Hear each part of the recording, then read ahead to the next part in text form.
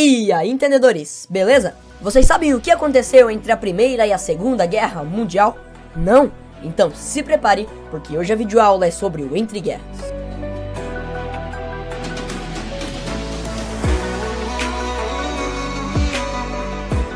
O Entre Guerras foi um período cheio de mudanças que ocorreu entre a Primeira e a Segunda Guerra Mundial, ou seja, de 1918 até 1939.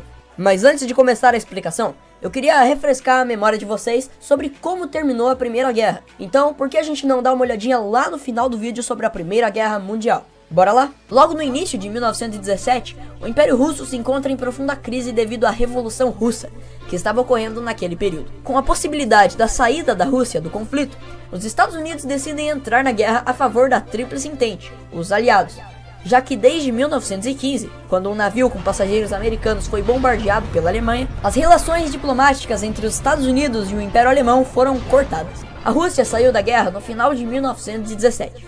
Mesmo assim, após a entrada dos Estados Unidos no conflito, a Tríplice Entente conseguiu alcançar diversas vitórias em batalhas, o que fez com que entre setembro e novembro de 1918, todos os países da Tríplice Aliança, incluindo a Alemanha, se rendessem, dando fim à Primeira Guerra Mundial. Certo, como você viu aí nesse trecho, a Rússia teve que sair da guerra por causa da Revolução Russa. Vamos entender melhor o que foi essa revolução?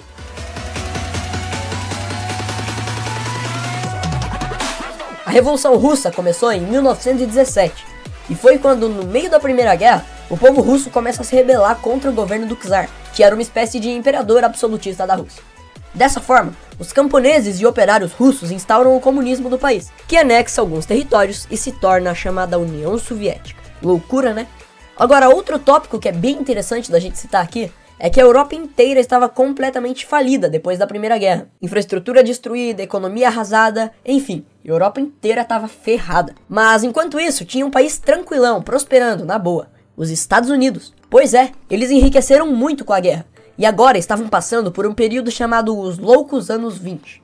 Com o acúmulo de riquezas da guerra, os Estados Unidos puderam prosperar economicamente. Além disso, na década de 20, várias mudanças culturais estavam ocorrendo no país. A guerra e suas consequências, como os milhões de mortos, tinham mostrado como a vida podia ser fugaz, fazendo com que muitas pessoas passassem a vivê-la buscando prazer e a diversão.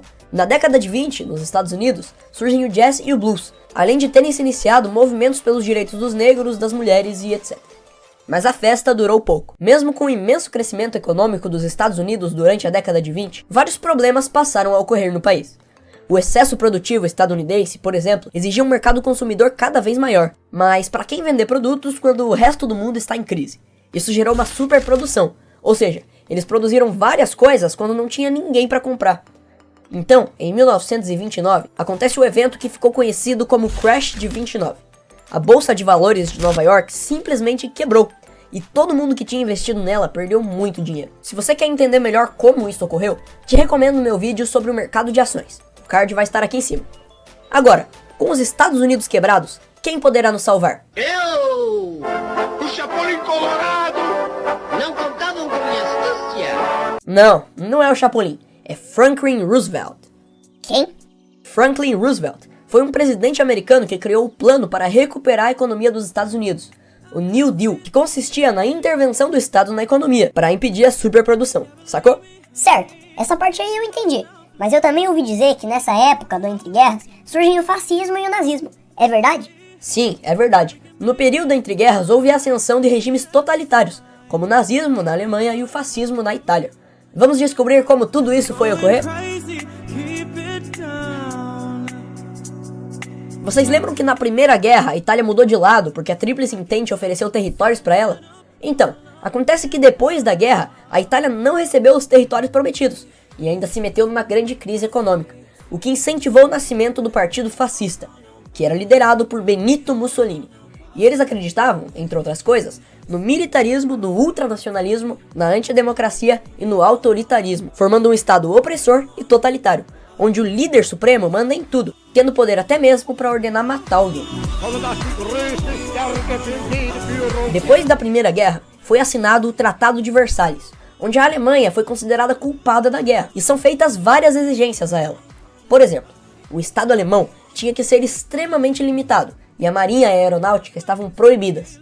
Além disso, a Alemanha devia pagar altas indenizações pela guerra aos países vencedores. Isso deixou o povo alemão muito insatisfeito, e eles perderam a fé na democracia. Tava tudo dando errado. Dessa forma, surge o Partido Nazista, liderado por Adolf Hitler, e começa a dar a ideia errada. Nós vamos obter uma solução total para a questão judia. O programa, é claro, trata-se de total separação. Não apenas significa a exclusão dos judeus do sistema econômico alemão, mas muito mais. Nós nos confrontaremos com a dura necessidade de erradicar o submundo judeu.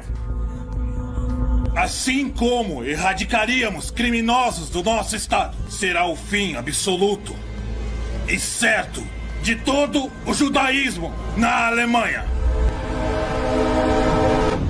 Sua completa aniquilação. Enfim, o nazismo era basicamente a mesma coisa que o fascismo, só que também tinha ideias racistas. Os nazistas alegavam que os negros, judeus, ciganos, homossexuais e etc. eram impuros e apenas a raça ariana era pura e digna de viver. Mais tarde, as ideias nazistas culminaram no Holocausto e na Segunda Guerra Mundial, mas isso já é